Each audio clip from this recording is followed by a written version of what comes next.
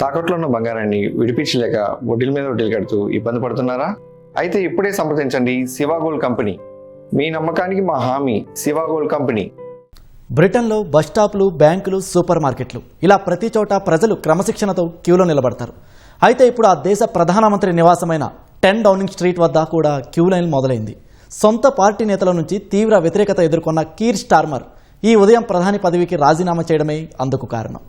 గత 10 ఏళ్లలో బ్రిటన్లో ఏకంగా 6 ప్రధానులు మారారు. అసలు బ్రిటన్ రాజకీయాల్లో ఏం జరుగుతోంది, ఎవరెవరు ఎన్ని రోజులు ప్రధానిగా పనిచేశారో ఈ కథనంలో చూద్దాం. గత 10 ఏళ్లలో బ్రిటన్లో ఏకంగా 6 ప్రధానులు మారారు. తాజాగా లేబర్ పార్టీకి చెందిన 100 మందికి పైగా ఎంపీలు కీర్ స్టార్మర్ పై తిరుగుబాటు చేయడంతో తప్పనిసరి పరిస్థితుల్లో ఆయన ప్రధాని పదవికి రాజీనామా చేశారు. అయితే కీర్ స్టార్మర్ కు ముందు ఉన్న నేతల రికార్డులు కూడా ఆసక్తికరంగానే ఉన్నాయి. కన్జర్వేటివ్ పార్టీ నేత లిజ్ ట్రస్ కేవలం 50 రోజులు మాత్రమే ప్రధానిగా ఉండి అత్యంత తక్కువ కాలం పనిచేసిన ప్రధానిగా చరిత్రకెక్కారు. 2022 సెప్టెంబర్ 6న ప్రధాని పదవి చేపట్టిన ట్రస్ అదే ఏడాది అక్టోబర్ 25న రాజీనామా చేశారు. బ్రిటన్ ఆర్థిక వ్యవస్థను గాడిలో పెడతానంటూ ఆమె తీసుకొచ్చిన వివాదాస్పద పన్నుల కోత నిర్ణయం కుర్చీకి ఎసరు పెట్టింది.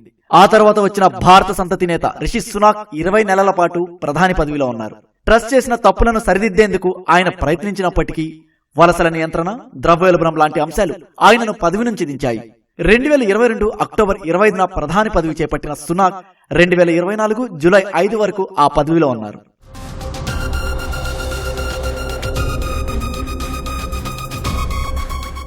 వీరికి ముందు Boris Johnson బ్రిటన్ను ఏలారు.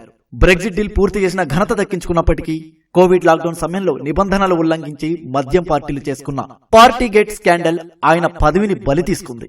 Boris Johnson 2019 July 24 నుంచి 2022 సెప్టెంబర్ 6 వరకు ప్రధాని పదవిలో ఉన్నారు. బోరిస్ కి ముందు థెరిసా మే సుమారు 1075 రోజుల పాటు ప్రధానిగా ఉన్నారు. 2016 జూలై 13 నుంచి 2019 జూలై 24 వరకు ప్రధాని పదవిలో కొనసాగారు. బ్రెగ్జిట్ ఒప్పందాన్ని బ్రిటన్ పార్లమెంటు ఏకంగా 3 సార్లు తిరస్కరించడంతో ఆమె కూడా పరాభవంతో గద్దెదిగాల్సి వచ్చింది.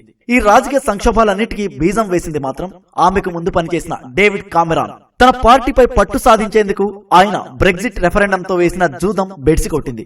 ప్రజలు ఐరోపా సమాఖ్య నుంచి బయటకు రావడానికే మొగ్గు చూపడంతో ఆయన తన పదవి నుంచి తప్పుకున్నారు. డేవిడ్ కామెరాన్ తో మొదలైన ఈ రాజకీయ అనిశ్చితి కీర్ స్టార్మర్ వరకు కొనసాగుతూనే ఉంది. బ్రెగ్జిట్ సంక్షోభం నుంచి ఆర్థిక మాంద్యం వరకు బ్రిటన్ ఎదుర్కొంటున్న సవాళ్లను ధీటుగా ఎదుర్కోలేక ప్రధానులు ఇలా వరుసగా క్యూలో వచ్చి వెళ్లిపోతున్నారు.